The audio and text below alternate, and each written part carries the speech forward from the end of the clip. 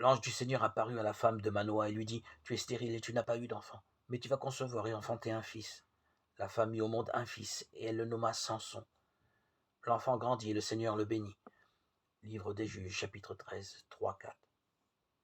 Eh bien, ceci nous est comme un exemple de ce que le monde peut faire au commandement de Dieu.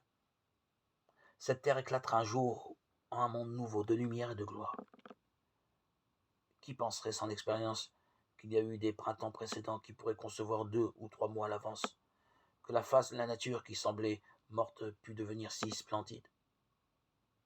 La terre que nous voyons ne nous satisfait pas. Ce n'est qu'un commencement, ce n'est qu'une promesse d'un au-delà, même dans sa plus grande joie, quand elle se couvre de toutes ses fleurs, et qu'elle montre tous ses trésors cachés de la manière la plus attirante. Même encore, cela ne nous suffit pas. Ce que nous voyons n'est que l'écorce d'un royaume éternel, et c'est sur ce royaume que nous fixons les yeux de notre foi. Ces choses procèdent d'un centre d'amour et de bonté qui est Dieu lui-même, mais elles ne sont pas sa plénitude. Elles parlent du ciel, mais elles ne sont pas le ciel.